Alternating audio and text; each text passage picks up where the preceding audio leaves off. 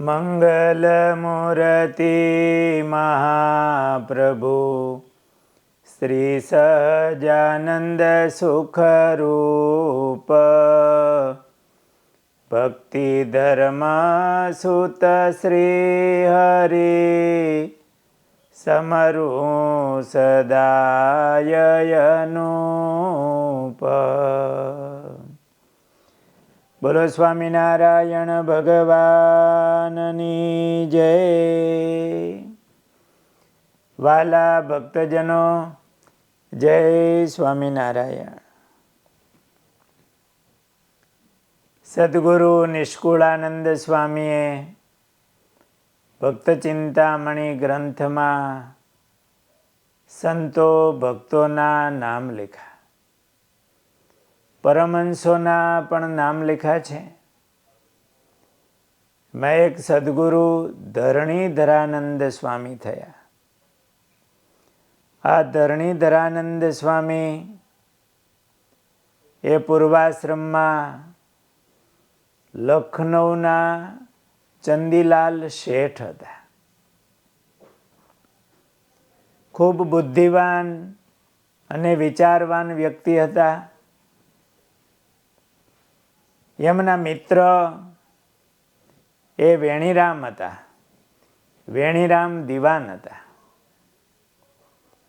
એ વેણીરામ આ લખનૌના નગર શેઠ ચંદીલાલ શેઠને મળ્યા અને વાત કરી. બંને બહુ નાનપણથી જીગર મિત્રો હતા. વેણીરામે એમના મિત્ર નગર શેઠ ચંદીલાલ શેઠને વાત કરી કે આ પૃથ્વી ઉપર અત્યારે ભગવાન પ્રગટ થયા છે. ચંદીલાલ શેઠ ભક્ત હતા, વૈષ્ણવ હતા. નાનપણથી ભગવાન શ્રી કૃષ્ણ એમની સેવા પૂજા કરતા, પણ વિચારવાન અને બુદ્ધિશાળી. અને આ દિવાન વેણીરામ એ બહુ વિશ્વાસુ હતા.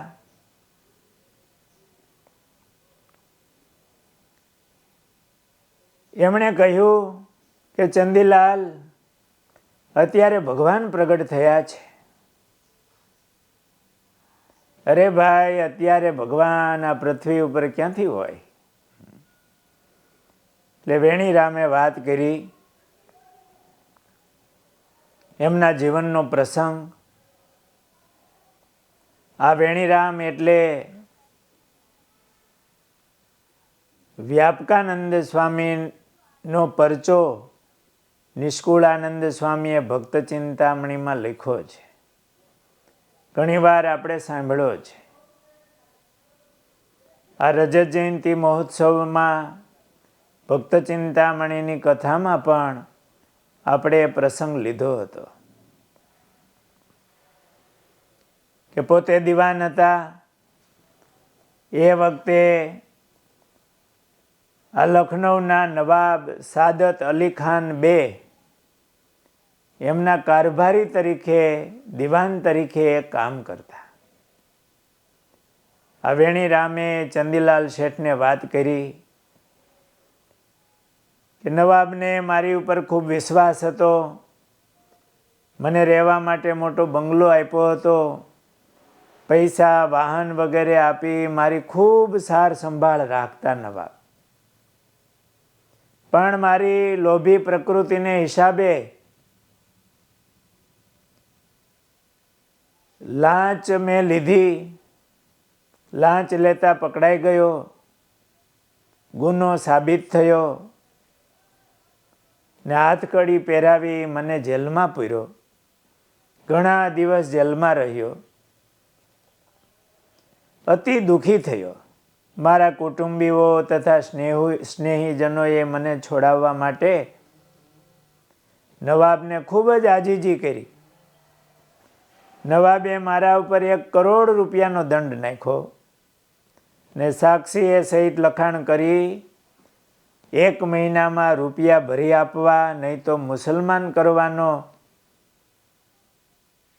ઠરાવ કર્યો અને એ શરતે મને છોડ્યો.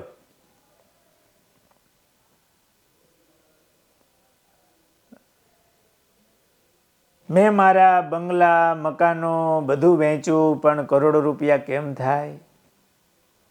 મહિનો જતાં કંઈ વાર લાગ્યો નહીં.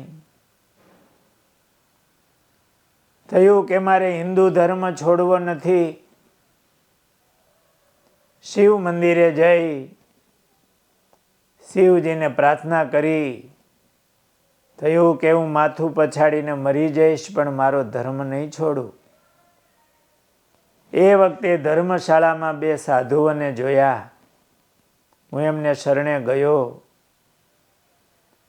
એમણે મને વાત કરી, અત્યારે ભગવાન પ્રગટ થયા છે, તમે એને શરણે થાવ.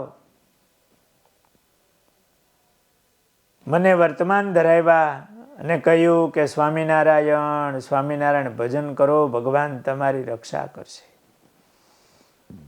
એ ભગવાનના નામનું સ્મરણ કર્યું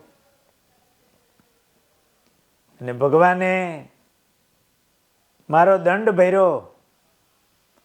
વણિક રૂપે આવીને શેઠને મળીને મારા પૈસા એને આપી દીધા. ખત લઈને સાધુને પહોંચાડ્યું. એ સાધુએ મને ખત હવારમાં આપ્યું કે આ રાજભવનમાં ભરી દો, તમારું કામ ભગવાને કર્યું છે. આપણે ભક્ત ચિંતામણીમાં એ પ્રસંગને ઘણીવાર સાંભળ્યો છે. ખત દઈશ દાસનું જ્યારે, અન્ન જળ લઈશ હું ત્યારે. ધામ વિના પીડાય મમ દાસ, એવો લોભ નહીં અમ પાસ. ભગવાન કેવા દયાળુ છે. આ મને ભગવાનનો પરચો થયો. એ ભગવાનના સાધુઓ હતા વ્યાપકાનંદ સ્વામી, એમની સાથે સુખાનંદ સ્વામી. એમણે મને ભગવાનનો મહિમા કહ્યો કે અત્યારે પૃથ્વી ઉપર હરતા ફરતા ભગવાન છે, એમનું સ્વામિનારાયણ નામ છે. તમે મારા મિત્ર છો, વળી ભક્ત છો, એટલે મનમાં એમ થયું કે હું તમને વાત કરું. આ ચંદીલાલ શેઠ એ પણ નગર શેઠ હતા, ભક્ત હતા, પણ બહુ વિચારવાન, બુદ્ધિશાળી.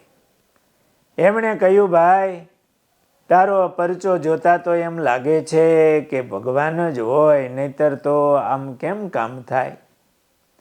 પણ મને કંઈ પરચો આપે ને તો હું માનું. એટલે આ વેણી રામે કીધું, ભગવાન બહુ દયાળુ છે. તમે આજે ભગવાનને પ્રાર્થના કરીને સૂજો, ભગવાન તમને કાંઈ પણ એવું ઐશ્વર્ય બતાવશે. એટલે આ ચંદીલાલ શેઠ સાંજે મનોમન ભગવાનને પ્રાર્થના કરી. પ્રાર્થના કરીને સૂતા. રાત્રિને સમયે એમને સ્વપ્ન આવ્યું. સ્વપ્નમાં વિશાળ સંતો ભક્તોની સભામાં દિવ્ય સ્વરૂપે ભગવાનનું દર્શન થયું.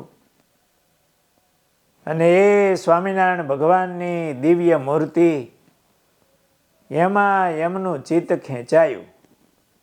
એમને મહા અલૌકિક સુખ અનુભવાયું. એ સ્વપ્ન પૂરું થયું અને આ ચંદીલાલ શેઠ એકદમ જાગી ગયા. મહા સુખની અનુભૂતિથી એમનું હૃદય આમ ભરાઈ આવ્યું હતું. એમણે બીજે દિવસે આ વેણીરામ જે દિવાન હતા પહેલા, એમને વાત કરી કે મને આવું દર્શન થયું છે. આ પ્રસંગને શ્રીજી મહારાજ વખતના સંત માધવદાસ સ્વામી થયા. એમણે શ્રી હરિકૃષ્ણ ચરિત્રામૃત ગ્રંથ લખ્યો છે. એમાં પ્રસંગને લખ્યો છે. વળી વેણી કહે સાંભળો વાત, તમે વૈષ્ણવ મોટા વિખ્યાત, જેને કૃષ્ણ કો છો તમે સાર, પ્રભુ પ્રગટ થયો અવતાર. તમે જેમને ભગવાન કહો છો, જેનું ભજન કરો છો, એ ભગવાન અત્યારે પૃથ્વી ઉપર પ્રગટ થયા છે. ત્યારે આ શેઠે વાત કરી કે ભગવાન પ્રગટ હોય તો મને એમનો પરચો બતાવે. અને એમને સ્વપ્નમાં ભગવાનનું દર્શન થયું.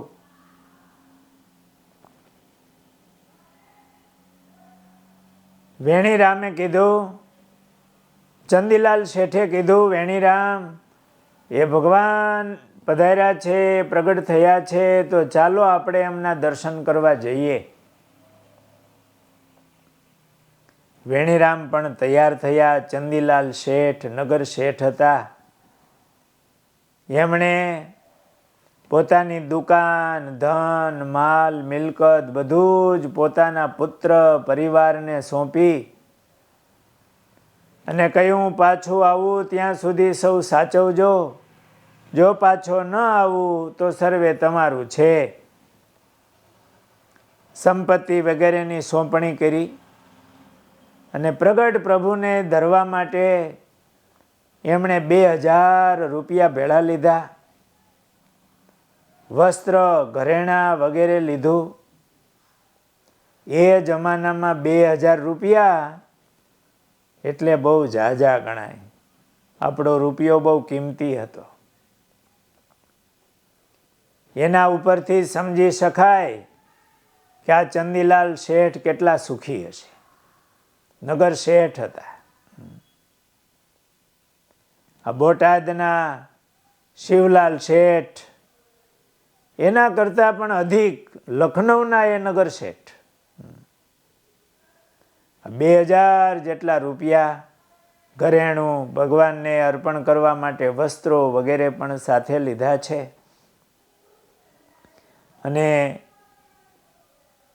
એમના સંબંધીઓ પાસે રજા માગી, શીખ માગી અને પોતે વેણીરામની સાથે ભગવાન સ્વામિનારાયણ અત્યારે પૃથ્વી ઉપર પ્રગટ રૂપે પધાર્યા છે, વિચરણ કરે છે, એમના દર્શન કરવા માટે આ બંને મિત્રો નીકળ્યા છે. રસ્તામાં એમને ઘણા ઘણા પરચાઓ થાય છે. ભગવાન રક્ષા કરે છે. એ કથા આપણે આવતીકાલે લેશું. પણ આ ચંદીલાલ શેઠ એ મહારાજને મળ્યા અને સાધુ થયા. એ જ ધરણીધરાનંદ સ્વામી એ થયા. કેવી ઐતિહાસિક વાતો છે, મધુર પ્રસંગો છે. આપણને પણ ભગવાનની નિષ્ઠામાં એમનો દ્રઢ નિશ્ચય થાય, એવી પ્રતીતિ આવે, એવા ઐતિહાસિક પ્રસંગો છે. એ આગળની કથા આપણે કાલે લેશું. બોલો સ્વામિનારાયણ ભગવાનની જય.